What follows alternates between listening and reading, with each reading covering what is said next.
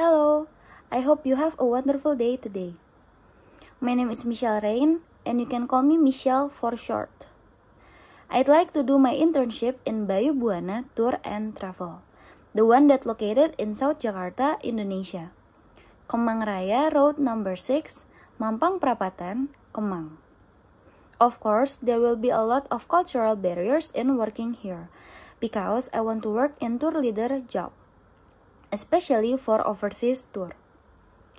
My job is to lead and guide the whole tour from Indonesia to the country destination. So, for the cultural barriers depends on the country that we are heading to and the tourists that chose our service. For example, the tour is heading to Japan next month. Therefore, we must prepare and learn about the Japanese culture. Like when we are heading to the Japanese noodle restaurant that serve ramen or yakisoba. To show that the noodles are delicious and a compliment to the chef, we must eat it slurping or making the sipping sound. While in Indonesia itself, it is taboo to eat and making a sound out of it because it is considered not polite. Still on eating, in Japan, they mostly use chopsticks to eat, but there's also a table manner for it. When using chopsticks, don't step or cut your food with them. Instead, you should leave the food as it is to your mouth. Don't point at something with your chopsticks, as this is rude in Japanese culture. Meanwhile, you should never leave your chopsticks sticking upright in a bowl of rice, as this is associated with funeral customs. Instead, place them on the chopstick rest in between bites or when you finish eating. And for drinking, the Japanese consider it is impolite to pour your own drink at dinner parties. So, it is best to pour everyone else's drinks and then wait for someone else to pour yours.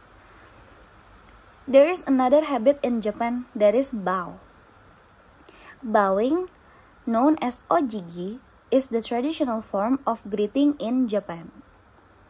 However, bowing can also be used to indicate gratitude, congratulations, or an apology. In casual daily situations, a bow is often a simple nod of the head. Meanwhile, a longer and deeper bow is more respectful and can signify a formal apology or sincere thanks. But do not worry if you are just visiting, because it is completely acceptable for foreigners to shake hands in Japan.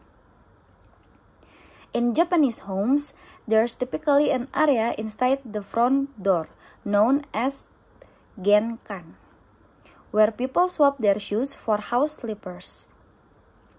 Going to the bathroom involves changing slippers again, as cleanliness is an inherent part of Japanese cultures. The most important thing to remember is to swap slippers again as soon as you leave the bathroom. It is considered very embarrassing to leave the bathroom slippers on when you are enter a living space. While in Indonesia, mostly Indonesian people remove their shoes or slippers right before entering the house, so there is no need for house slipper or even bathroom slippers. That is a cultural learning for you when you are going to Japan. But there's the different cultural learning when you are heading to a different country, for example in India. There is this one culture and unique tradition that involving cows.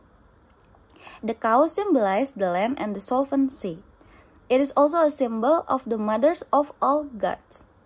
According to Hindu belief, the body of the cow contains more than 300 million gods. This symbolism makes the cow a very sacred animal whose consumption is forbidden. Cows roam freely in India.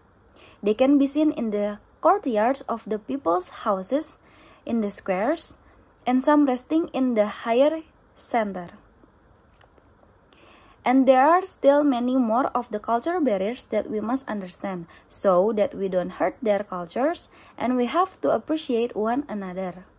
But it is not enough to only understand it. We have to do it the way it's supposed to be. So, like when you know that in Japan, we have to switch slippers when going to the bathroom. Although we are not used to do it, We must do it in Japan to appreciate their cultures and any other cultures too. The point is we have to be ready for the cultures barriers because it is a risk that we take the moment when we want to know more about their country and also their cultures.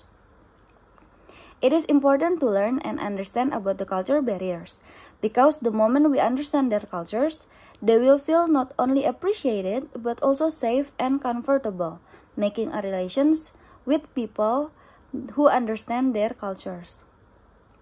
It will make a good impressions and end up making us a lot of friends to have. That is why we must take the culture barriers into a serious matter. Thank you for listening and goodbye.